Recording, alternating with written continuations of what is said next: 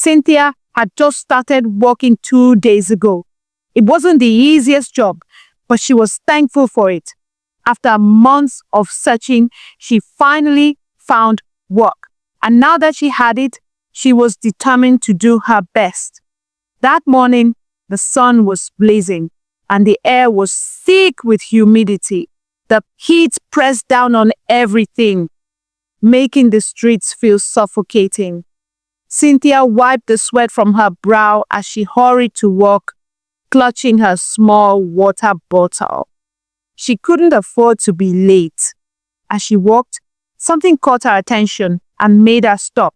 An elderly man stood under the scorching sun, his clothes soaked in sweat. Cynthia could see the elderly man standing under the harsh sun. He had no hat, no coat, nothing to protect him from the sweltering heat. He just stood there, looking lost and frail. Cynthia felt a pang of sympathy. She walked up to him and held a water bottle out to him. "Here, take this. You must be dehydrated," Cynthia said, offering him the bottle. "Sir, you need to find some shade." The old man looked at Cynthia with tired eyes and shook his head. "My dear, I have nowhere to go. I just arrived from the village and I know no one here." Cynthia's heart ached for him. She reached into her pocket and pulled out the little money she had left. It wasn't much, but it was all she had for the day. "Here, take this and find somewhere cool to stay." But the old man did not take the money. He looked at Cynthia and said, "I cannot take what you need for yourself, my child." Cynthia thought for a moment, then smiled. "Come with me. I'm going to walk. You can stay with me until you find your way." The old man's eyes filled with tears. "May the gods bless you, my child." Cynthia held his hand gently, leading him to safety from the sun's relentless heat. They walked together under the scorching sun. When they reached Cynthia's office, she found a small corner for the old man to sit. She helped him dry his wet clothes as best as she could. "Don't worry, sir. I have only a few hours before break time. After the break, I'll take you home quickly before coming back to work," Cynthia said. The old man smiled and nodded. He watched Cynthia as she worked. This young girl had so little, yet she gave so much. A few hours later, Cynthia left the office during her break. She walked quickly under the blazing sun, heading to a nearby shop to buy food for herself and the old man. She didn't have much money, but she didn't care. The old man needed to eat. While Cynthia was still out, Olivia walked into the office, her high heels clicking loudly against the floor. She had come to surprise her fiancé, Liam, the CEO. She loved showing up unannounced just to remind everyone that she was soon going to be their boss's wife. As she entered, she spotted the old man sitting quietly in a corner. He was folding her hands in her lap, looking down at the floor humbly. Olivia made a disgusted face. "Who let this dirty old man in here?" she shouted loudly so everyone could hear. The old man looked up, confused. "Don't be angry, I'll go now," he said quietly. Olivia laughed meanly. "Good, this is my future husband's company. We don't want people like you here. Get out," she said, pointing at the door. The old man shook his head sadly. "You have an unkind heart. I feel sorry for the man who marries you." Olivia's face turned red with anger. "How dare you talk to me like that? Leave now or I'll call security." The old man stood up slowly and walked to the door without arguing. He looked like he might cry, but said nothing. Just then, Cynthia came back, carrying food. She stopped suddenly when she saw the old man standing outside looking sad. "Sir, why are you out here?" she asked, running to him. The old man patted her hand. "That woman Olivia called me dirty and made me leave." Cynthia's hands tightened into fists. "She did what?" she said angrily. Then she turned and walked quickly back into the office, ready to confront Olivia. Inside the office, Olivia sat comfortably on a chair, examining her nails as if nothing had happened. Cynthia marched straight up to her. "Olivia!" Cynthia called, her voice strong and clear. Olivia looked up lazily. When she saw Cynthia, she smirked. "Oh, look, the poor little worker is back. What do you want?" Cynthia's eyes burned with anger. "How dare you treat that old man that way? What gives you the right to insult an elderly person?" Olivia rolled her eyes and laughed mockingly. "That dirty beggar? Oh, please. I want Liam not to hire you, but he didn't listen. And now you're here shouting at me?" Cynthia took a deep breath, trying to stay calm, but her anger was too strong. "You don't even know if the CEO will marry you. Look at you. So heartless, so full of yourself." Olivia's face turned dark. "What did you just say?" she hissed. Cynthia stepped closer. "You hurt me. If you can treat a helpless old man like that, I wonder how you'll treat your future father-in-law. Or do you think she'll approve of your behavior?" Olivia scoffed. "Never! My father-in-law is not poor and dirty like that old man. He is classy and smart, just like his son. I know he will love me when he sees me." Cynthia shook her head in disappointment. "You're so blind, Olivia. You think beauty and money make a good wife? No, a good wife is kind, respectful, and loving. But you are arrogant and cruel. You will never know what true love is." Olivia's eyes burned with rage. She stood up and pointed a finger at Cynthia. "I promise you, you are going to lose your job. Believe me, you will regret talking to me like this." Cynthia laughed bitterly. "I don't care. I don't want to work in a place where people like you exist. You insulted Sir, you disrespected him, and now you think you can threaten me. Do your worst, Olivia. I'm taking him home, and I don't care about this stupid job anymore." With that, Cynthia turned around and stormed out of the office. Olivia clenched her fist, her face red with anger. "We shall see, you poor little girl. You just made the biggest mistake of your life," she hissed. Outside, Sir was waiting. When Cynthia came out, she could see the pain in his eyes. "My child, you did not have to fight for me," he said softly. Cynthia smiled and held his hand. "I had to, sir. No one has the right to treat you that way. Let's go home." As they walked away, Cynthia felt a sense of peace. Back in the office, Olivia sat fuming. She could not believe a poor office girl had spoken to her that way. Her hands shook as she picked up her phone and called her fiancé, Liam. The moment he answered, she pretended to cry. "Liam, something terrible just happened," she sobbed. Liam sounded worried. "Olivia, what's wrong? Are you okay?" "No, I'm not okay," Olivia cried louder. "Cynthia brought some of her street friends to the office. They insulted me and tried to beat me up. I was so scared." Liam was shocked. "What? Cynthia did that?" "Yes," Olivia lied. "She even said she doesn't care about her job and walked out like she owns the place." Liam sighed, rubbing his forehead. Olivia smiled to herself after the call ended. "Okay, baby, please deal with her. She deserves it." Leaning back in her chair, she whispered, "Let's see how you survive this, Cynthia." Cynthia and Sir arrived at a small one-room house. It was a simple space with an old mattress on the floor, a small wooden table, and a single cooking pot. It wasn't much, but it was home. Cynthia helped Sir sit on the mattress and handed him a cup of water. "Sir, I know this place is small, but you can stay here with me as long as you want." Sir smiled warmly. "My child, a home is not about size. It is about the love inside, and I can see you have a kind heart." Cynthia smiled back and began serving the food she had bought earlier.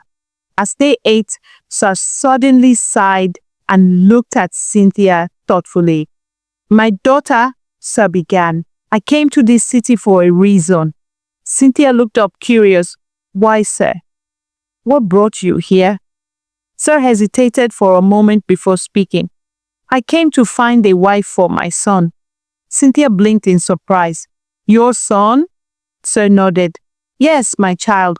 He's a good man, hardworking and kind, but he is not married, and I fear he might never settle down. Cynthia smiled. That is a father's worry, sir. I'm sure he will find a wife when the time is right. Sir held Cynthia's hands gently. That is why I want you to be his wife. Cynthia's eyes widened. She almost choked on her food. Me? Sir nodded, smiling. Yes, my daughter. From the moment I met you, I knew you were special. You are kind, respectful, and hardworking. You will make a good wife for my son. Cynthia was speechless. She had not expected this at all. She looked at Sir, who was staring at her with hope in his eyes. After a moment, Cynthia sighed and said, Okay, sir, but I have to see him first. We need to know each other before talking about marriage. Sir beamed with happiness. That is fair, my daughter. But I must tell you something first. Cynthia tilted her head. What is it, sir? Sir hesitated before speaking. My son has no money.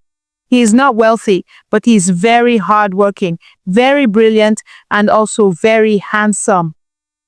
Cynthia let out a small laugh. Sir, stop praising your son too much. Let me see him first before you sell him to me like a market vendor. Sir laughed happily. Okay, my child, you will see him soon. Cynthia smiled and shook her head. She did not know what to expect, but she was curious. Just as they finished their meal, Cynthia's phone rang. She picked it up and looked at the screen. It was an unknown number. She hesitated for a moment before answering. Hello? Good evening. A deep male voice came from the other end. Is this Cynthia? Cynthia sat up straight. Yes, sir. Who is this, please? The voice turned sharp and angry. This is Liam Williams, the CEO of the company where you worked until today. Cynthia's heart skipped a beat. This was her boss. She'd never met him before, having only spoken to him once over the phone when she was hired. He'd been away on business trips since. Sir, good evening, Cynthia said cautiously. But Liam wasn't in the mood for greetings. Cynthia, how dare you? How dare you bring strangers into my office and attack my fiancé with your street friends? Who gave you the right to cause such trouble in my company? Cynthia's eyes widened in shock, her chest tightening. Sir, that's not what happened. I swear, I never brought anyone to fight. I only helped an old man who had nowhere to go. He was sitting quietly, not disturbing anyone, but your fiancé insulted him and threw him out. Liam scoffed. So you're saying Olivia is lying? Cynthia sighed. Sir, I'm telling the truth. I would never fight in the office. Your fiancé was cruel to a helpless old man. When I returned from my break and saw him outside, I confronted Olivia, but only with words. That's all. A cold silence followed. Then Liam spoke. You should have called me. Waited for me to handle it. Cynthia frowned. Sir, you weren't here. Was I supposed to let Olivia humiliate him? Would you have done nothing? Liam ignored her question. You've worked here 2 days, Cynthia, and already brought outsiders in. That's unprofessional. Frustration boiled in Cynthia's voice. It was one helpless old man, sir. He wasn't disrupting anyone. Liam sighed. It doesn't matter. Olivia threatened to leave me if I don't fire you, and I won't lose my fiancé over a stranger. The words stabbed Cynthia's chest. So this was the man who was controlled by his girlfriend. A bitter laugh escaped her. With all due respect, sir, I'm not surprised. In 2 days, I've seen enough. You're a spineless man who can't think for himself. Liam's breath hitched. What did you just say? Cynthia didn't flinch. You heard me. Keep your job. I don't need it. Before Liam could say another word, Cynthia ended the call. She dropped the phone and took a deep breath, angry, yet feeling strangely free. Fired, but at least she'd spoken her mind. Sir, who had been watching closely, placed a gentle hand on her shoulder. My child, what's wrong? Who called you? Cynthia forced a smile. Sir, it was my boss. He fired me. Sir gasped, face filled with guilt. Because of me? Cynthia sighed and nodded. Yes, sir. Olivia lied to him, saying I brought people to attack her. He believed her, said his fiancée would leave him if he didn't fire me. Sir's face fell. Oh, my child, I'm so sorry. I've cost you your job. Cynthia shook her head fiercely. No, sir. If I lost my job defending you, I have no regrets. I'll find another. Sir sighed deeply. You're too good to suffer like this. Cynthia smiled. Jobs come and go, sir. What matters is doing what's right. Sir held her hands. May God bless you, my child. You'll never lack. Cynthia smiled, but inwardly she worried. Bills to pay, and now Sir to care for too. As they sat in silence, Sir's phone rang. Cynthia blinked. She'd never noticed his expensive smartphone before. Sir answered calmly. A deep male voice called him Papa, saying he'd just returned from a trip and felt unwell. Sir assured him he'd come tomorrow. After the call, Cynthia eyed the phone. Sir, how do you have such a costly phone? Sir laughed nervously. Ah, my child, my son bought it so I could watch my TV shows during power cuts. Cynthia chuckled. He must adore you. Sir beamed. Wait till you meet him, hardworking, brilliant, handsome. Sir, Cynthia playfully rolled her eyes. Stop selling him like a fish vendor. Next morning, Sir left for his son's house. At the iron gates of a mansion, security guards eyed his village clothes with suspicion. One guard sneered into his walkie-talkie. Some dirty old man here asking for the boss. A sharp voice crackled back. Olivia's. The gate swung open, revealing her in a designer gown, heels clicking. You again? Olivia spat, arms crossed. Lost your way to the slums? Sir stood tall, voice firm. I'm here to see my son. Olivia burst out laughing. Your son? Crazy old fool. Get out before I call the police. She slammed the door. Sir's hands shook as he dialed his son. My son, come home now. I've never been so insulted. Minutes later, Liam's car screeched to a halt. He gaped at his father, the CEO's father, in tattered clothes, at his own gate. Papa, why are you? Sir cut him off, eyes blazing. I tested Olivia. That girl you praise, she threw me out like trash. Only Cynthia showed me kindness. Liam's face darkened. Olivia flounced in, smiling like nothing happened. Olivia's heels clicked against the marble floor as she entered.